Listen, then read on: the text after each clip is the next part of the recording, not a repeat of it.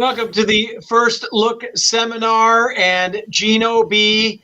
I will start with you, gentlemen. We are in the middle of an 11-day stretch of 9 live racing days here at Santa Anita Park. Quite a lot going on there, Gino.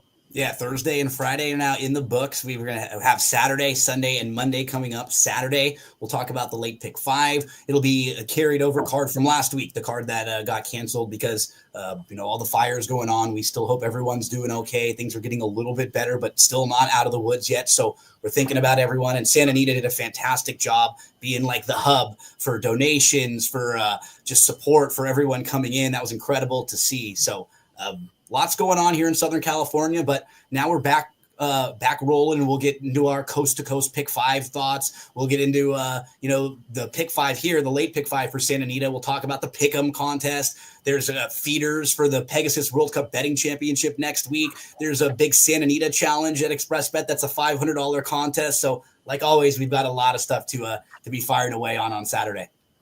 Yeah, and just to let everyone know, so we actually run tomorrow, which we talk about the late pick 5 tomorrow. Saturday, we have 11 races. First post is 11:30. Sunday, 11 races. First post 11:30. Then Monday, dollar beers, dollar hot dogs. We have 10 races.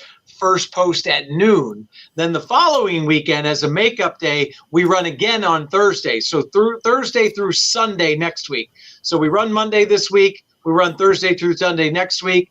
So a lot to look at there, Scotty McKeever. How are you doing, my friend? I'm doing good, brother. I love when they run on Mondays. It makes me feel like I'm cheating. You know what I mean? Like, everyone else is working and we're playing. Yep, and a lot going on with Equine Edge. He's working overtime with that, as that's what G said. Gino's going to be out next weekend at the Pegasus. So hopefully we'll be bringing you some kind of a mixed show there. We're still working on that. And Seminar Skip, a little under the weather. Are you in quarantine there, my friend? No, I'm doing good. Last weekend was a different story, but feeling ready to go and looking for a big weekend, and can't wait to get out to Santa Anita tomorrow and do the radio show tomorrow. So all is good. I think I got a good ticket to put together here, and it's a little expensive, but I like it, and I think it has a big shot to pay. All right, so we're going to talk, like we said, first post tomorrow, 11:30 a.m. There are 11 races. We are going to talk about the late pick 5, which starts in race 7. And that is, we have moved, obviously, from last weekend. We've moved the Cal Cup to tomorrow, Saturday. So the races are terrific, and race 7 starts our sequence, the pick 5, and that is the Sunshine Millions Filly and Mare Turf Sprint, which is down the hill, presented by John Deere, I might add. And I'm going to start us off, gentlemen, with a little bit of a price I'm hoping you guys looked at, and that would be the 5 Andiamo Ragazza. And this horse is improving. If you put some lines through the dirt races and also the turf route, this horse has sprinted twice on the turf. Last time down the hill, and Gino, I don't know if you noticed this, but had some subtle trouble, but ran on very nicely for 4th at a big number. And I think at 10-1 is a very, very tough horse to ignore here in the sequence. What are your thoughts, along with others here, to start us off in the pick 5? Yeah, she was actually entered a couple different times between, I think, her October race and now, that didn't end up running, or spots that she scratched out of, because I've watched her races back a few different times and seen the same thing that you have. She's had absolute legitimate trouble. And I think she fits class-wise with this group. The only thing that concerns me, it's kind of a strange race, like, tactically. There's not that much speed. There's Barbera from the inside, who's probably just in this race to go. And then most of the other horses in here are deeper closers. You have Stay and Scam, who's probably like versatile, and class-wise, they can probably put her wherever they want in this race. I think a horse that's interesting just because of the way the race shapes up would be the number 4, Satellite Heart. This doesn't seem like there's a ton of speed. I could see this horse sitting a great trip with Pratt aboard, getting a little bit aggressive. We talk about the template sometimes for horses down the hill. This horse kind of fits that, right? You have a horse who's got that tactical speed going a little bit longer. Now you can cut back, probably have a little bit of fitness. I'd love to see this horse sit in 2nd or 3rd with Barbera kind of the target in front. So I'm going to use the 4 Satellite Heart. I do agree Andiamo Ragazza fits with this group. I'm a little worried about some of the others that are the deeper closers if they'll get the trip, Chappie, that they might need, the setup in this race. Yeah, and I do think, like you said, Stay and Sam should get a great trip with not much speed in here. My thought on Andiamo, I think this horse has more tactical speed. I think the break is key. This horse breaks poorly more often than not. So Hernandez does a really good job with these types of horses that some of these horses have never shown speed. This horse showed speed earlier on in the career. Can he get back to some of those races? And it's not even being on the lead. It's just, can you not be dead last? Can you not have to pass every other horse in this field? Can you just be mid-pack instead of 8th or 9th of 9, right? That's what you're looking at in a spot like this. Scotty, we'll go to you next because I know you have the probably the pace figures set up here. What does it look like pace-wise as we were talking about? The 1 is going to be on the lead, but I really don't think the 1 can win this race. The 7-horse Stay and Scam really can sit a nice trip. I mean, this horse has burned some money, you guys. So as we're all, but has 6 wins for this mare in 17 races, likes the downhill. But it's funny, you guys. So I don't know. Rispoli stays on Stay and Scam, probably the horse to beat. I think the projected really good trip, sitting right off of the 1 horse, has a lot more class than the 1. I actually think Stay and Scam is going to get a really nice trip here, you guys. But if Andiamo Ragazza with the change to Hernandez breaks well, I mean, but this horse breaks last almost every single race. But you're right, and that's a good point, Gino. This horse ran really close to the pace in a 5 furlong on the turf race over at Golden Gate Fields. So I like this horse. I think the only other one I'll give you 2 others you have to consider. But Moment's Pleasure, the 2 horse. This one shows tactical speed going 8 furlongs. This one will have no problem going down the hill. First time going down the hill for Craig Lewis, who knows this. Kimura has been on fire. 4 wins, 4 seconds, and 1/3. And then maybe Safa, who I'm going to probably try to beat, but this one has some decent form, and it did well the only time it went down the hill last year in June. But I like believe it or not, I like the 5-horse Andiamo Ragazza as well, guys. Yeah, that would be my top play, and I think like you guys said, we've all mentioned the break is key there. Skip, anything to add on any of the horses we have not mentioned? Obviously, Safa is a talented horse as well, but is very pace dependent a lot of the times. No, I was going to try to beat Stay and Scam. I'm going to use it 6-5. The 5 was my long shot that Chappie mentioned, and then my other horse that I have to use is a 2, Moment's Pleasure. I think this horse will love coming down the hill. It seems like that miler, and Gino talked about it before. Those horses that like a mile seem to like coming down the hill. They just fit it like a glove. So I'm going to go 2, 5, and 7 on my ticket.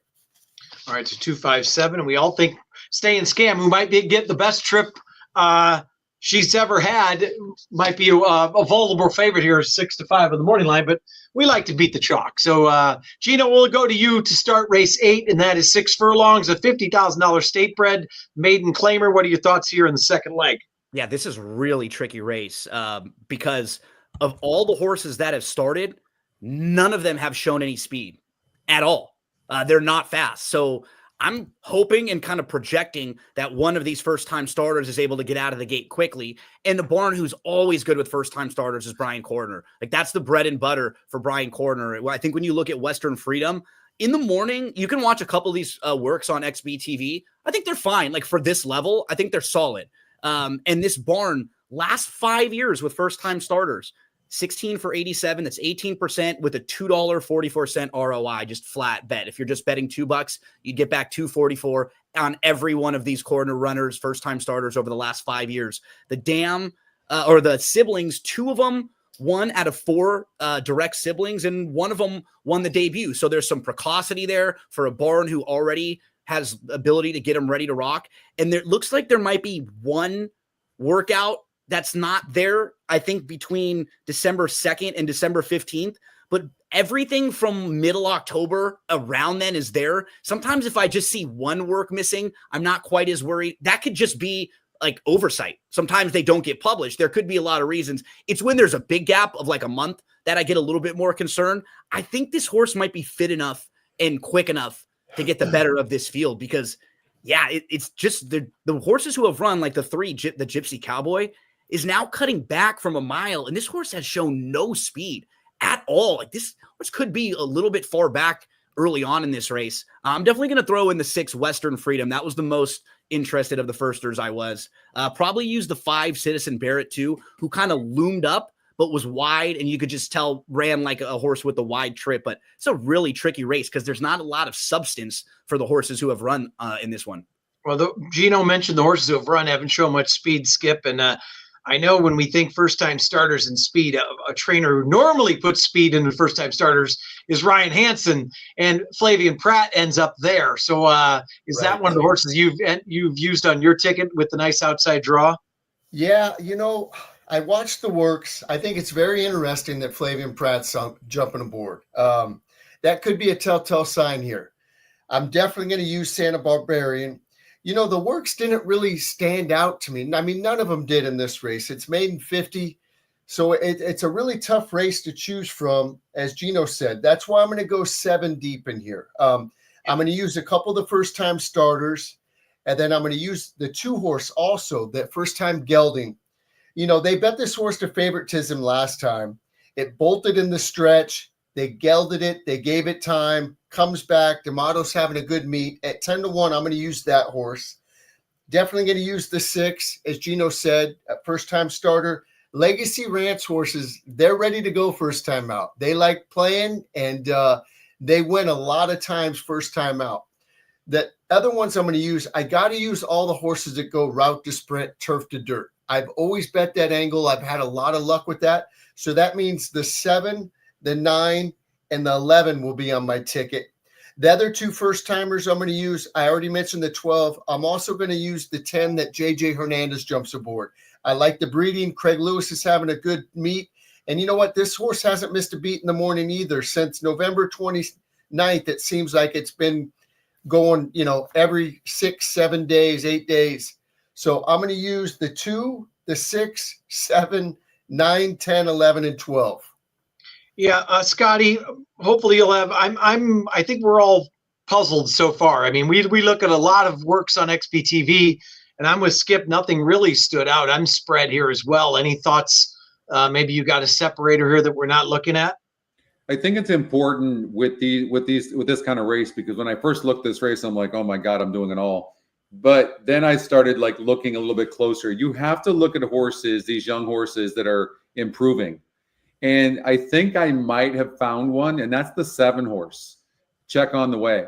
And so this horse ran first time out and didn't run terrible while breaking inside against a maiden special weight group, broke slow, kind of moved up a little bit, and then let off.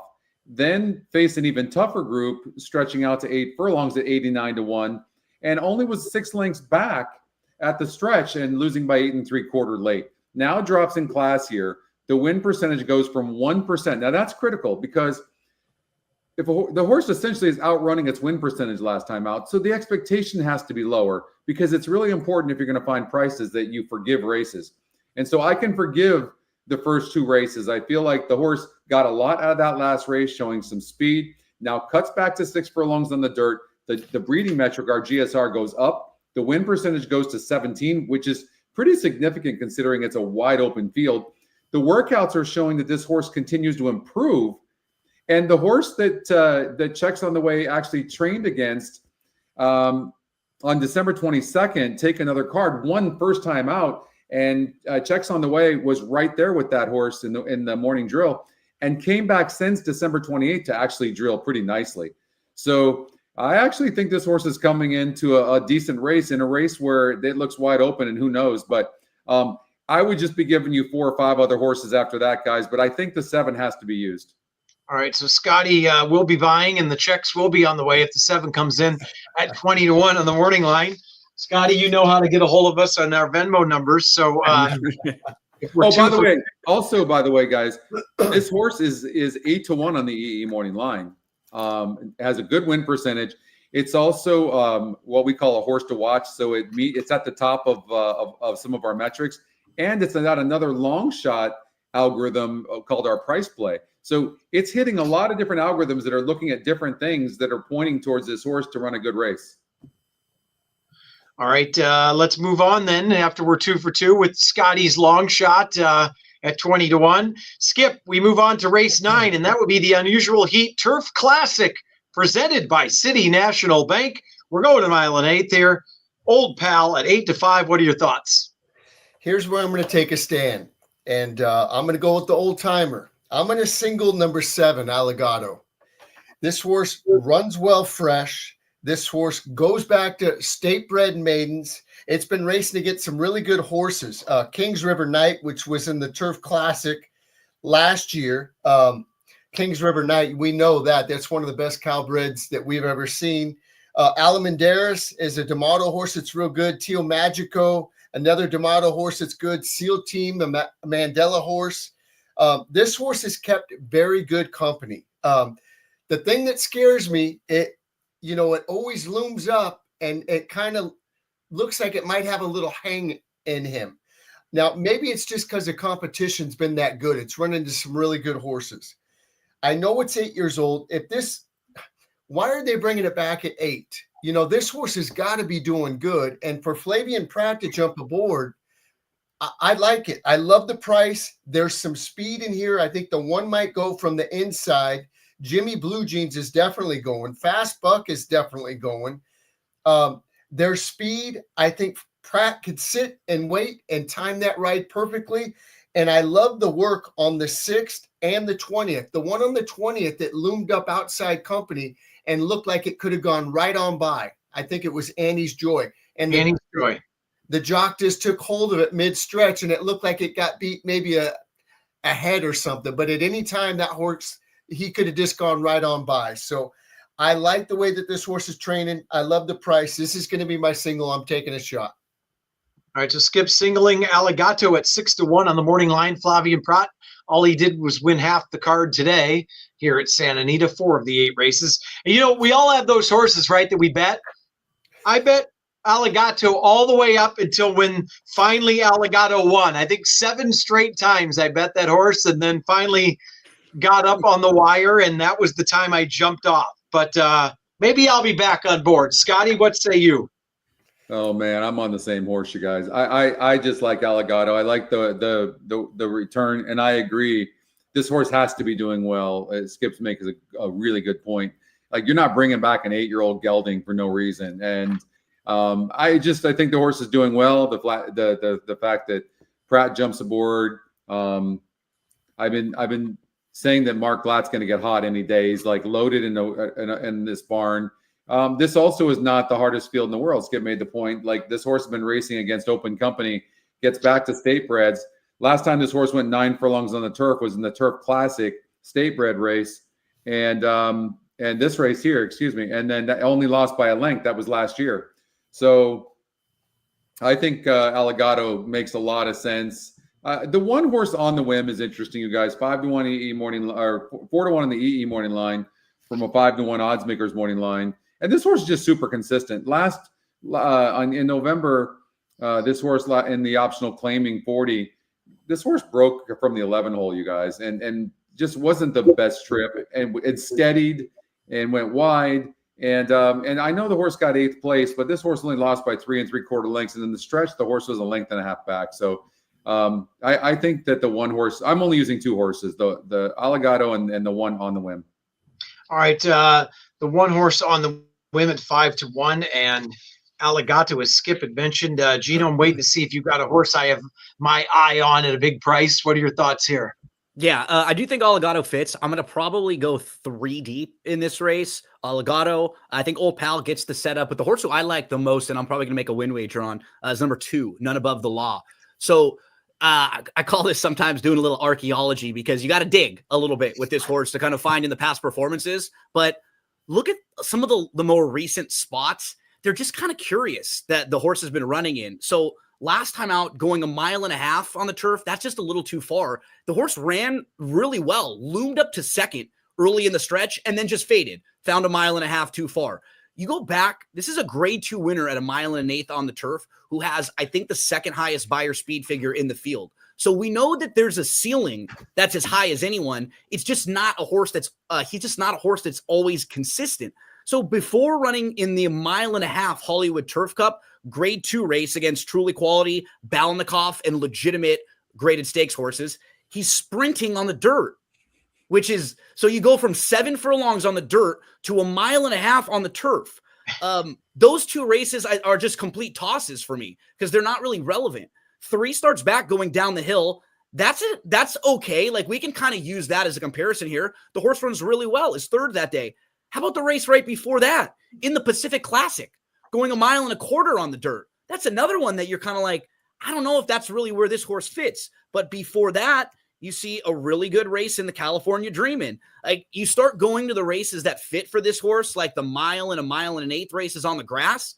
They're very good. I could see this horse falling through the cracks and sneaking away at a really big price. And this horse is not far off from the best of the other horses in here if they all showed up with their best races. So I'm probably going to go 2, 3, and 7, use the closers who I think are going to get the trip in here. Seems like we all feel like it's going to set up for horses from off the pace. Guys, can I add to this on this? Gino, you're absolutely right. Like, when I look at this horse, it's the most confusing running lines I've ever seen in my life. Like, I mean, you're putting this horse in a 9 furlongs on dirt, then 8 furlongs on turf, then 8 furlongs on dirt, then 8.5 on turf, then 10 furlongs on dirt, 6.5 down the hill, 7 furlongs sprinting, then 12 furlongs on the turf. My God, my head is spinning. Yeah. What do you think the horse's head is doing? Yeah, exactly. All right. Well, I'm in agreement with you guys. I had 4 or 5 horses circled. I think there's going to be a lot of speed in here. And I was 1, 2, 3, 7 that I'm going to use because I think it's going to set up for all of them. And then the price I like that I think is going to run a big race is the 9 horse Takes 3. I think this horse wants longer. It's finally going to get it. And B, the setup is going to be perfect. And C, we always refer back to XBTV, but this horse is working out of his mind, taking on some older horses now. But I think this horse is finally coming into his own. And the work a couple back was with our Bucky Charm, who's very good right now. And then on December 28th, worked with a horse named Max and Lou and absolutely annihilated that horse. I think this horse is working at 12-1 is worth a win play to me because it's going to get completely overlooked. And I think you'll get a higher price than that with the setup. And I think this horse is just coming into the race very, very sharp. So I think we all agree it looks like it's going to set up for a closer. And Skip, that's your single. I love it. Taking a shot with a 6-1 shot. All right. We move on to race 10. And that would be the 1 mile and 1/16, the California Chrome Cal Cup Derby. Scotty, what are your thoughts here in the 8-horse field? Well, I think you have to catch Shea Brennan in this race. I think Shea Brennan with a good break is going to, and probably reliable to break good, is going to be tough going gate to wire. I actually don't think you're going to catch this horse. It got better breaking last time out. And from this post position and from the track diagram where they're starting, I just think it's perfect. Moving up in class a little bit, but the horse is lightly raced and seems to be doing very well. 3 back, the horse broke through the gate, also broke slow from the rail. That was, so you can throw that race out, and the horse just seems to be getting better, you guys. So goes up in win percentage here. The GSR stays the same, and I'm actually going to single the 1. All right, just singling the 1. I thought there was some speed. Shea Brennan has always been interesting. If you remember that debut, a very troubled trip and still got up. And then the horse kind of had some okay races. And last time out going the 2 turns, won, Gino. I thought there was maybe some other pace in here. What are your thoughts? Yeah, I'm a little worried about horses like the 3, Style Cat, stretching out to maybe push that horse a little bit on the front end. The 2, I'm a Bad Boy also. Just in watching back that King Glorious, the horse that kind of stood out to me was R. Heisman, the 6. Oh, actually, shout out. I got Caleb right over here too. So sitting right next to me, keeping me company. I didn't even set that one up. That was ad lib right there. But in that same race, this horse was about 3 lengths off, was in the 2 path, was in between horses, and was traveling really well. Loomed up, was just behind the leaders, had absolutely nowhere to go, got squeezed back out of a tight spot. If you look at the running line too, you can see the horse loses a bunch of positioning too, like 2 lengths of positioning, backs up. is like 8th of 9 and then has to tip out. 2 from the outside is out in like the 6 or so path and just misses. And even with all of that traffic having to shift out, was still trying hard at the end, was not beaten a whole heck of a lot. So I thought that in a race where they weren't separated by all that much, I thought that the 6 R Heisman had some things that they could improve on, maybe get the better of a lot of these common rivals. So I might single to 6 on some of my tickets, R Heisman. And then if I was going to go on another ticket, I would be using the 1, 3, and the 6. I think who Scott mentioned, Shea Brennan, the 3 Style Cat. I could see them being the speed horses. And then I'd throw in the 6 R Heisman. All right. So I was 1, 3, 6 as well. Geno's might take a stand here. Interesting. They play a little bit of jockey. Her JJ stays on the 3, but lo and behold, jockey. You get the man, Mr. Flavien Prat, jumping on our Heisman. So, Skipper, what are your thoughts here? I see a lot of speed in the race. Oh, not a lot, but I think there's more speed than the 1. I was real impressed with the 1's last race. Showed real gameness in that race. After that maiden breaker, I kept trying to catch that horse because I was so impressed the way that he broke its maiden and just couldn't get lucky. And there on Breeders' Cup weekend, November 1st at Del Mar, I singled this horse on a lot of tickets and I missed the other D'Amato one, Speedy Wilson. But I will be using the 1 on my ticket. The 2, I'm a Bad Boy. I think this horse gets a good trip. Last time it was wide. That horse had a wide trip. It lost a lot of ground. It only got beat in nose.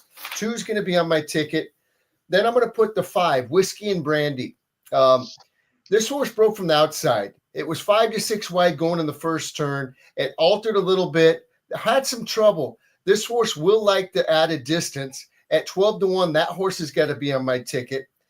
R Heisman, for all the reasons that Geno said, I'm going to put in. And I'm going to put the 7, drop him also with Money Mike Smith jumping aboard. This horse is 3 for 3. It got DQ'd last time, showed some gameness. This horse has some fight, so I got to put the 7. So 1, 2, 5, 6, 7 for me.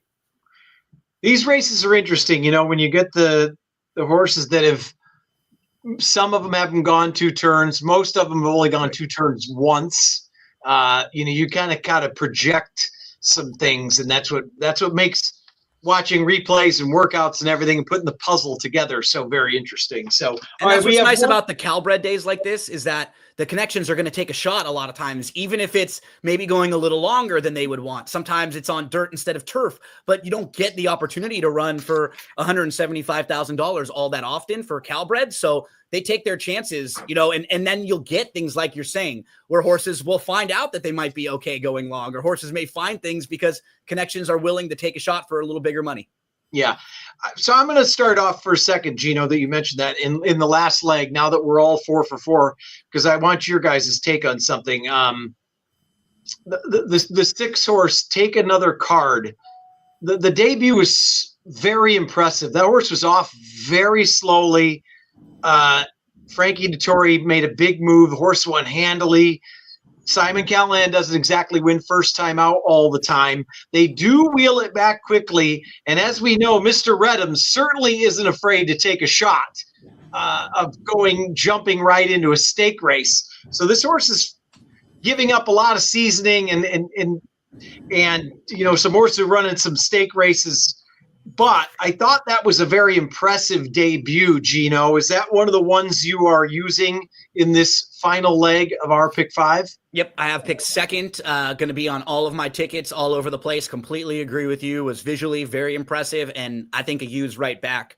But I know that Skippy's going to be drinking some whiskey, gin, and brandy. I'll see you with some tequila and therapy right here. And we'll have a nice little late daily double there in races 10 and 11 tomorrow on Saturday. Tequila and therapy, the 2, is one that I'm a little bit interested in. So if you notice, once this gal stretched out, August the 22nd, when she went a mile on the turf for the first time, I guess it was August the 30th when she went a mile on the turf for the first time, That was her career, her first career victory, and she just improved on speed figures, on everything. She got a lot better. I think she wants to go right about this mile.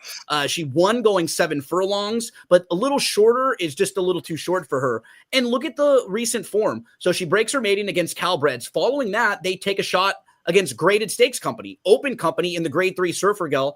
She loses to Thought Process. That horse was the second choice in the Breeders' Cup Juvenile Fillies Turf. It was 9-2 in the Breeders' Cup. Castelou, who was second that day, since that race, Castelou is finished second against Grade 3 Company and then won the Blue Norther. So that horse has been in really nice form.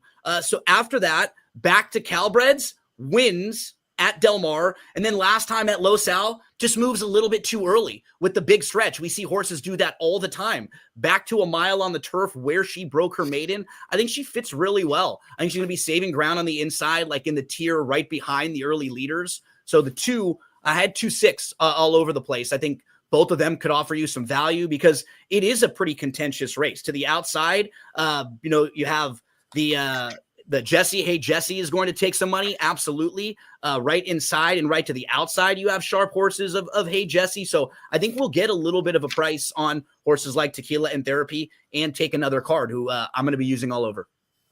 Skipper? Okay. I'm going to go 6 deep in this race. I know I'm kind of spreading against. I'm just taking a shot. I really think that I could beat a couple of these favorites. And if Alligato wins, I think it's going to be worth my while. So that's why the ticket's a little bit bigger. I'm going to use the 1, less is more. I really like to stretch out. This horse wants the distance. It got it last time. It went slow. It went fast early. Then they slowed it down. It got beat a half length with JJ Hernandez.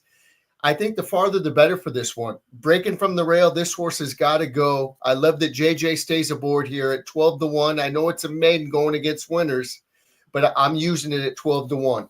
Tequila and Therapy, yes, we're going to do that for all the reasons Gino said. Take Another Card, the one that you mentioned, Chappie, of course, that was very impressive debut. Breaking slow and then coming. I love Hector Barrios jumping aboard for Frankie Dettori. Miss O'Fancy, I got to use also. I like the maiden win. First time out, ran really good too. This horse has got good breeding. The distance shouldn't be a problem. So the 8's going to be on my ticket. And then the other 2 is Grateful My Love for Michael McCarthy. He's hot. He does a great job. Look who jumps aboard, Flavian Pratt. And then Hey, Jesse is sharp right now. I like this horse when it broke its maiden. It came right back and won the Soviet Problem. So I'm going to go 1, 2, 6, 8, 9, 10 in here. So Spreadsville for Skip after his 6-1 shot wins.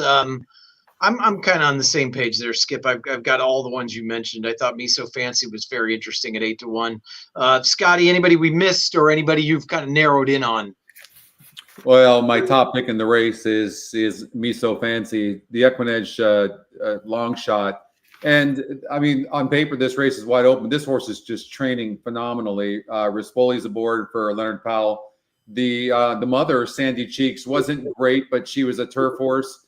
And she earned $140,000 in 13 tries, trained by Barry Abrams, so one of the best trainers that we had in Southern California. And then, but I like the 8 a lot. Me So Fancy. I'm going to use that one. Tequila and Therapy is an interesting horse that did well in the Soviet Problem, but the problem for me is I think, no pun intended, I think this horse is better on the dirt than it is. I think it's going to do better sprinting, where 7 furlongs. 2 back, and we kind of saw that last time out. And the GSR for us goes down on this filly, you guys. I really like Me So Fancy. I really do. I think at 5-1 on the EE morning line, the Equinedge long shot has a very good GSR. In fact, at the second top to the 6 horse, Take Another Card. Hey, Jesse's a horse you have to look at for sure. But it's 7-1 on the EE morning line, and it ran very good on the dirt. But sometimes these horses get overbet. Just because this horse ran good on the dirt does not mean it's going to run good on the turf. And I know it broke its maiden on the turf, but barely. And it does draw that 10 hole as well. So I'm going to probably try to beat the 10 horse. I actually really like the 8 horse Me So Fancy. Me So Fancy for Scotty. Yeah, I was actually 8-6 as my top 2 plays in there. So like we said, a big card. Again, we've got some prices we all like as singles, which is always interesting. Gino, tell us once again everything going on this weekend. We've got a lot happening here at the Great Race Place. Yeah, it's NFL playoffs this weekend. So on Saturday, if you're kicking back watching the games, go to pick'em.santanita.com, play in the prop contest. It's totally free. You could win $500 on Friday, on Saturday, or on Sunday, every Saturday and Sunday. And then there's a big $500 Santa Anita Challenge contest at ExpressBet where you could win NHC and PWC BC seats. Speaking of that, that's next week, Pegasus World Cup. So big day. I think Sunday they're going to draw the races for that one. It's the time of the year now that starts to feel like, oh, wow, we're heading towards the Derby because there's the Lecomte and like the next big round of big Kentucky Derby preps that start, big racing at Fairgrounds. So yeah, I'm all over the place this weekend. We're looking forward to another big day of action. The coast to coast, Skippy, we love that bet, right? I actually hit one of those a couple weeks ago. Even when it's a little chalky, it still pays out well. Lots going on at Santa Anita. They're really helping out the bettors this meet. No question. And with all these player-friendly wagers, it's been the players, I think, have taken to that, as we've all talked about. So just a quick reminder, first post tomorrow, Saturday, 11:30. First post Sunday, 11:30. Special racing on Monday, first post at noon. And when we all hit, Scotty, checks on the way, my friend. All right. Skipper? I just want to say, hey, my thoughts and prayers are with all these people during these terrible times. I mean, people losing their homes that we know, had to evacuate, so much is going on. So my thoughts and prayers are with all these people, and God bless you. And we're thinking about you and praying for you. Absolutely. We all feel the same way, obviously. So, gentlemen, we wish everyone luck, and good luck to those coming out to the races, and we'll talk to you again next week. Appreciate it. Thank you. Good luck, everyone. Thank you. Good luck, everybody.